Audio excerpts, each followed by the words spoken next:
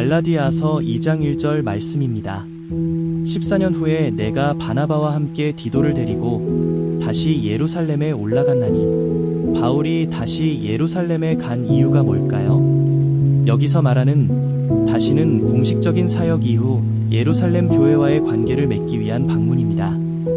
바울은 복음의 일치를 확인하고 공동체와의 연합을 이루기 위해 바나바와 디도를 데리고 간 것이죠. 디도는 어떤 인물인가요? 디도는 이방인 출신의 신실한 동역자로 바울이 복음의 능력을 증거하기 위해 데려간 대표적인 인물이에요. 그가 유대인이 아님에도 구원의 대상이라는 사실을 나타내기 위한 상징적인 인물이기도 하죠. 2절 말씀입니다. 계시를 따라 올라가 내가 이방 가운데서 전파하는 복음을 그들에게 제시하되 유력한 자들에게 사사로이 한 것은 내가 다름질하거나 다름질한 것이 헛되지 않게 하려 함이라. 계시를 따라 올라갔다는 건 무슨 뜻인가요? 바울은 인간적인 판단이나 정치적 이유가 아니라 하나님의 계시를 따라 행동했다는 걸 강조해요. 즉, 복음의 방향과 사역의 흐름은 하나님의 인도하심에 따른 것임을 분명히 밝히는 겁니다. 유력한 자들에게 사사로이 한 것이라는 표현이 조금 어렵네요. 왜 사사로이 전했을까요? 좋은 질문이에요. 여기서 유력한 자들은 예루살렘 교회의 중심 지도자들, 즉 야고보, 베드로, 요한 같은 사도들을 말해요. 사사로이 제시했다는 건 공개적 논쟁이 아니라 교회 안의 연합을 위해 먼저 지도자들과 깊은 대화를 나눴다는 의미예요. 바울은 자신이 전한 복음이 예루살렘 교회와도 동일하다는 사실을 확인받고자 한 것입니다. 그렇지 않으면 그의 복음 사역이 헛된 수고처럼 오해받을 수도 있기 때문이죠. 갈라디아서 2장 3절 말씀입니다. 나와 함께 있는 그리스인 디도까지도 억지로 할례를 받게 하지 아니하였으니. 여기서 중요한 메시지는 무엇인가요? 핵심은 이것입니다. 디도가 이방인임에도 불구하고 복음을 믿는 데에 있어서 율법의 행위인 할례가 강요되지 않았다는 것이에요. 즉, 구원은 오직 믿음으로 말미암는다는 바울의 복음이 예루살렘 지도자들에 의해 인정되었다는 상징적 사건입니다. 갈라디아서 2장 4절 말씀입니다. 이는 가만히 들어온 거짓 형제들 때문이라. 그들이 가만히 들어온 것은 그리스도 예수 안에서 우리가 가진 자유를 엿보고 우리를 종으로 삼고자 함이라. 가만히 들어온 거짓 형제들이란 누구를 말하나요? 이 표현은 매우 강한 비판입니다. 이들은 겉으로는 교회 안에 있지만 실제로는 율법을 강조하며 복음을 왜곡하는 자들을 말해요. 그들은 할례와 율법을 구원의 필수 조건으로 주장하면서 결국 복음 안에서의 자유를 훼손하고 사람들을 다시 종으로 만들려는 자들이었습니다. 자유를 종으로 삼으려 한다는 건 무슨 뜻인가요? 복음은 율법의 속박으로부터의 해방, 즉 자유의 복음이에요. 그런데 율법주의자들은 그 자유를 행위 중심의 종교적 굴레로 바꾸려 한 것이죠. 그래서 바울은 복음을 수호하기 위해 단호하게 대응합니다. 5절 말씀입니다. 그들에게 우리가 한시도 복종하지 아니하였으니 이는 복음의 진리가 항상 너희 가운데 있게 하려 함이라. 바울이 한시도 복종하지 않았다고 하는 이유는요? 복음의 순수성을 지키기 위해서예요. 바울은 복음을 위협하는 거짓 교훈 앞에서 단호한 태도를 취함으로써 갈라디아 교회가 왜곡된 복음이 아니라 참된 복음을 붙들 수 있도록 하기 위한 것입니다. 바울에게 있어 복음은 협상의 대상이 아니라 수호해야 할 진리였어요. 6절 말씀입니다. 유력하다는 이들 중에 본래 어떤 이들이든지 내게 상관이 없으며 하나님은 사람을 외모로 취하지 아니하시나니 저 유력한 이들은 내게 의무를 더하여 준 것이 없고. 바울이 왜 이렇게 유력한 이들에 대해 거리두기 하듯 말하나요? 바울은 복음의 권위가 사람의 지위나 영향력에서 오는 것이 아님을 말하고 있어요. 유력하다는 건 세상의 시각에서 존경받는 사도들이지만 바울은 자신의 복음은 그들로부터 배우거나 권한을 받은 것이 아니라 하나님께 받은 것임을 다시 강조하는 것이죠. 또한 그 누구도 바울에게 율법의 짐을 더하려 하지 않았다는 점도 확인합니다. 갈라디아서 2장 7절 말씀입니다. 도리어 그들은 내가 무할례자에게 복음 전함을 맡은 것이 베드로가 할례자에게 맡은 것과 같은 것을 보았고 여기서 무할례자, 할례자는 각각 누구를 말하죠? 무할례자는 이방인, 할례자는 유대인을 가리킵니다. 즉, 바울은 이방인을 위한 사도로 부름받았고 베드로는 유대인을 위한 사도로 사역하고 있다는 역할 분담을 설명한 거예요. 핵심은 그 복음의 내용은 동일하되 대상과 사명이 다르다는 것입니다. 갈라디아서 2장 8절 말씀입니다. 베드로에게 역사하사 그를 할례자의 사도로 삼으신 이가 또한 내게 역사하사 나를 이방인의 사도로 삼으셨느니라. 바울과 베드로가 서로 다른 대상을 향해 사역해도 같은 하나님께서 역사하셨다는 말인가요? 정확히 이해했어요. 성령의 역사하심은 동일하지만 사명과 부르심의 방향은 다양할 수 있습니다. 이 구절은 갈라디아서 전체의 핵심 중 하나예요. 사역의 다양성 속에 있는 복음의 일치입니다. 갈라디아서 2장 9절 말씀입니다. 또 기둥같이 여기는 야고보와 게바와 요한도 내게 주신 은혜를 알므로 나와 바나바에게 교제의 악수를 하였으니 우리는 이방인에게로 그들은 할례자에게로 가게 하려 함이라. 교제의 악수라는 표현은 무슨 의미인가요? 이는 단순한 인사 이상의 의미를 담고 있어요. 복음 사역에 대한 동의와 연합의 상징적 표현이에요. 즉, 예루살렘 교회와 바울의 사역이 복음 안에서 완전한 일치를 이루었다는 뜻입니다. 갈라디아서 1장 10절. 다만 우리에게 가난한 자들을 기억하도록 부탁하였으니 이것은 나도 본래부터 힘써 행하여 왔노라. 여기서 말하는 가난한 자들은 누구를 말하나요?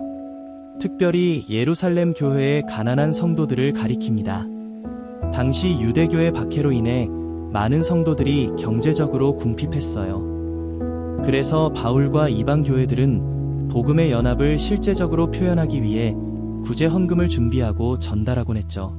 복음은 단지 말에 그치지 않고 행동과 사랑으로 증명되어야 함을 보여주는 구절입니다. 갈라디아서 2장 11절 말씀입니다. 게바가 안디옥에 이르렀을 때에 책망할 일이 있기로 내가 그를 대면하여 책망하였노라. 바울이 베드로를 책망하게 되었나요? 이 사건은 굉장히 중대한 장면이에요. 베드로가 안디옥에 와서 처음에는 이방인들과 자유롭게 식사하며 교제했어요. 그러나 예루살렘에서 온 유대주의자들 할레파, 이오자, 베드로는 그들과의 관계를 의식해 이방인들과의 교제를 중단했어요. 이것은 복음의 자유를 부정하는 행동이었고 바울은 공공연한 문제였기에 공개적으로 책망한 거예요. 두 사도가 공개적으로 충돌했다는 게 충격인데 그만큼 중요한 진리였나 보네요. 맞아요. 이건 단순한 성격 차이나 문화 차이가 아니라 복음의 본질, 모든 사람은 율법이 아니라 믿음으로 구원받는다. 이 흔들릴 수 있는 사건이었어요. 바울은 사람의 체면보다 하나님의 복음을 더 중요하게 여겼던 것입니다. 갈라디아서 2장 12절 말씀입니다. 야고보에게서 온 어떤 이들이 이르기 전에는 그가 이방인과 함께 먹다가 그들이 오매 그가 할례자들을 두려워하여 떠나 물러가매. 베드로가 왜 그렇게 갑자기 태도를 바꿨을까요? 핵심은 두려워하여 라는 표현입니다.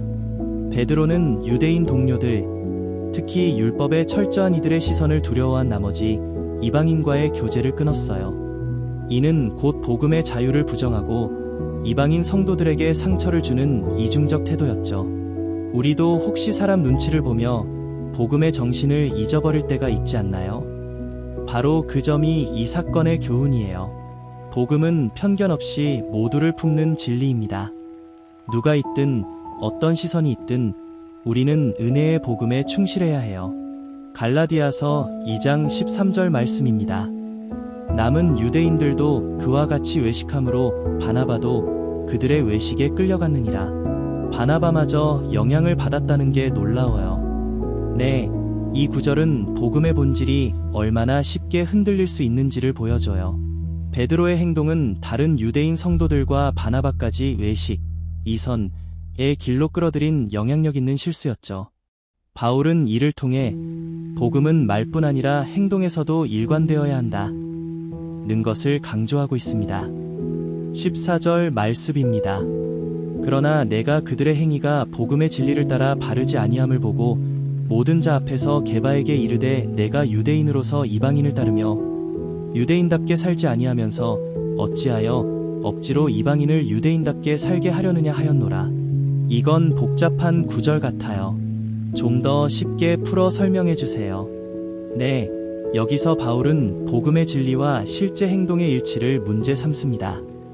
베드로는 본래 이방인처럼 율법 없이 살아가고 있었으면서 유대인들이 오자 갑자기 율법을 지키는 척하며 이방인들과 거리를 두었어요. 그런데 그런 행동이 결국 이방인들도 유대인처럼 살아야 한다 는 잘못된 메시지를 주게 된 거죠. 복음을 말로만 지키는 것이 아니라 삶으로도 일관되게 살아야겠군요. 그렇습니다. 말과 행동이 일치하지 않으면 복음을 흐리게 하는 외식이 됩니다. 특히 공적 사역자일수록 자신의 행위가 공동체에 미치는 영향을 깊이 고민해야 해요. 2장 15절 말씀입니다.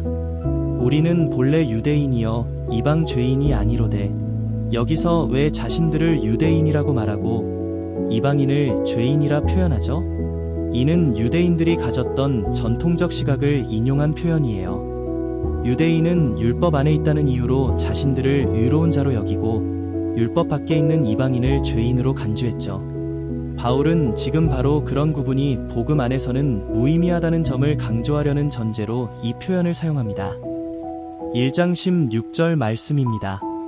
사람이 의롭게 되는 것은 율법의 행위로 말미암음이 아니요 오직 예수 그리스도를 믿음으로 말미암는 줄 아는 고로 우리도 그리스도 예수를 믿나니 이는 우리가 율법의 행위로서가 아니고 그리스도를 믿음으로써 의롭다 함을 얻으려 함이라.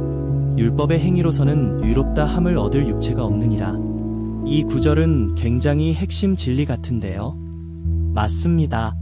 갈라디아서 전체에서 가장 핵심적인 구절 중 하나예요. 이 말씀은 의롭다함, 즉 칭의의 근거가 오직 믿음이라는 진리를 분명하게 말하고 있어요. 바울은 이방인뿐 아니라 유대인도 율법의 행위가 아니라 믿음으로 구원을 받는다는 것을 선포합니다. 율법을 잘 지키는 것도 중요하지만 그것으로는 하나님 앞에서 의롭다 할 수 없다는 거군요. 맞아요. 율법은 우리의 죄를 드러낼 뿐 구원을 주지 못해요. 오직 예수 그리스도를 믿는 믿음만이 우리를 하나님 앞에서 의롭다 하게 합니다. 그래서 이 구절은 종교개혁자 마틴 루터가 기독교의 심장이라고 부른 말씀이기도 해요. 갈라디아서 2장 17절 말씀입니다. 만일 우리가 그리스도 안에서 의롭다 함을 얻으려 하다가 죄인으로 드러나면 그리스도께서 죄를 짓게 하는 자냐 결코 그럴 수 없느니라. 이 구절은 문장이 복잡해서 무슨 뜻인지 이해가 잘 안 돼요. 아주 좋은 질문이에요. 이 구절은 다음과 같은 상황을 가정하는 말이에요. 만약 우리가 율법이 아니라 그리스도를 믿음으로 의롭게 된다고 하면서도 여전히 죄인으로 보인다면 그리스도는 죄를 조장하는 존재가 되는 건가?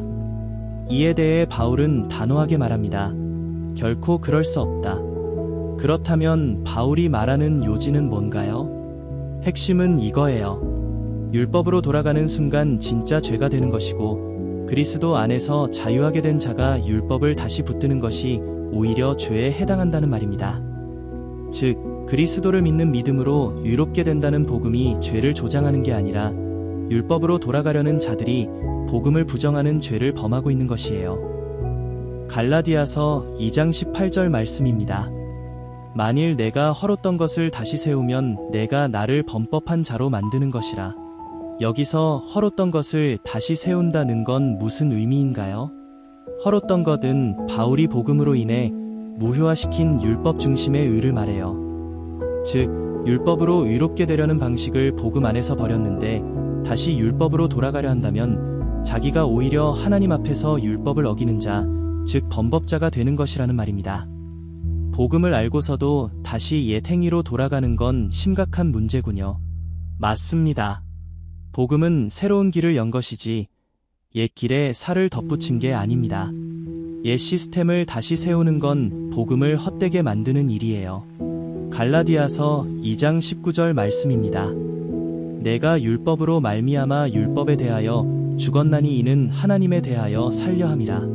율법으로 율법에 대해 죽었다는 말이 무슨 뜻인가요? 이 표현은 굉장히 깊은 신학적 진술이에요. 율법으로 말미암아는 율법이 나에게 죄를 깨닫게 해주고 나는 그것으로 인해 정죄되어 죽었다는 의미입니다.